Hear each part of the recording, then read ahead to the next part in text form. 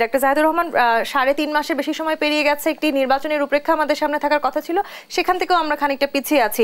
অনেক ধরনের সংস্কারের কথা আমরা বলছি, বিশেষ করে নির্বাচনকে ঘিরে যে সংস্কারগুলো হওয়ার কথা ছিল।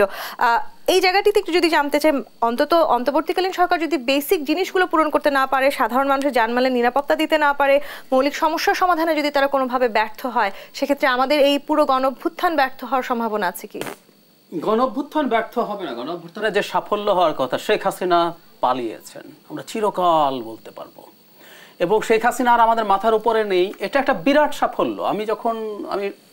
আমি ব্যক্তিগতভাবে মনে করি সরকার আরো বহু জায়গায় আরো ভালো কিছু করার সুযোগ ছিল, কিন্তু শেখ হাসিনাকে আমরা আরো দানব হয়ে ওঠা, মানে আপনি চিন্তা করুন আরো 5টা বছর এবং 41 চলে গেলে বলবে 71 পর্যন্ত থাকবো, তার বংশ পরম্পরায় বাংলাদেশকে একটা সাম্রাজ্যে পরিণত করবেন অভ্যন্তরীণ ভাবে, আর বাইরের দিক থেকে ভারতের কলোনিতে পরিণত করবেন। সো ওটাই একটা বিরাট সাফল্য। কিন্তু আমি আপনার সাথে একমত, আমাদের এরপরের যে চাওয়াটা ছিল বাংলাদেশের একটা গণতান্ত্রিক ট্রান্সফরমেশন, যেটা আমাদের বহুদিন ধরে চলবে, যেটা নাগরিকের স্বার্থ সংরক্ষণ করবে, সেই পথে আমরা যদি ঠিকঠাক মতো এগোতে না পারি, এটা তো ফ্যাক্ট। আমরা বলছি জনগণ সংস্কার চাই। এখন এই জনগণ আজিজ ভাইয়ের মতো মানুষ, যিনি এডুকেটেড, কনসিয়াস, দেশ বোঝেন, দেশ কিভাবে কাজ করে সেটা বোঝেন।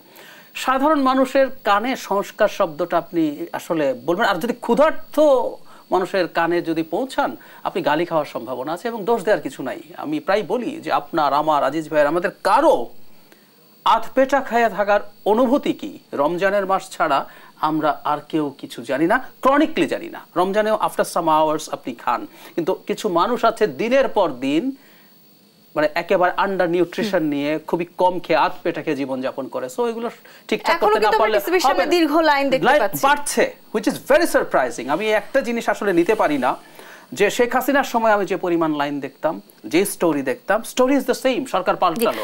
ডক্টর জাহিদ, আওয়ামী লীগ তো আসলে পুরো দেশকে নিজেদের ছাঁচে ঢেলে নিজেদের মতন করে সাজানোর চেষ্টা করছিল, সেখান থেকে তো আমরা বেরিয়ে আসার চেষ্টা করছি, কিন্তু সেই ছাঁচ থেকে দেশটাকে বের করে নিয়ে আসতে হলে যে কাজগুলো প্রয়োজন, সেগুলো আমরা এখনো কেন শুরু করছি না? সেই সংস্কারের যেগুলোতে আপনারা যারা নির্বাচনী সংস্কার নিয়ে কাজ করছেন, আপনাদের সাথে রাজনৈতিক দলগুলোর এখনো একটি বড় বিভেদের জায়গা তৈরি রয়েছে, এখনো একমত সব রাজনৈতিক দলগুলো পৌঁছতে পারবে না, সেটি হয়তো স্বাভাবিক, কিন্তু নির্বাচন ঘিরে তো আসলে এক জায়গায় হওয়ার কথা হবে বলে আমি আশা করি। প্রথম কথা হচ্ছে আমাদের কমিশনের কথা বলছি, আমরা না, সবগুলো কমিশন যেটা করছে, আমরা অলরেডি কিন্তু দেশের প্রায় সব যাদেরকে আমরা আমন্ত্রণ পত্র পাঠিয়েছি, তাদের খুব যত্ন করে তারা তাদের রিপোর্ট তৈরি করে কোন ক্ষেত্রে কি চায়, খুব ভালো রিপোর্ট তারা আমাদেরকে দিয়েছেন তাদের সংস্কারে। সেটাকে আমরা কনসিডার করছি, সেটাকে যেগুলো আমরা মনে করি এগুলো আমরা ইনক্লুড করব।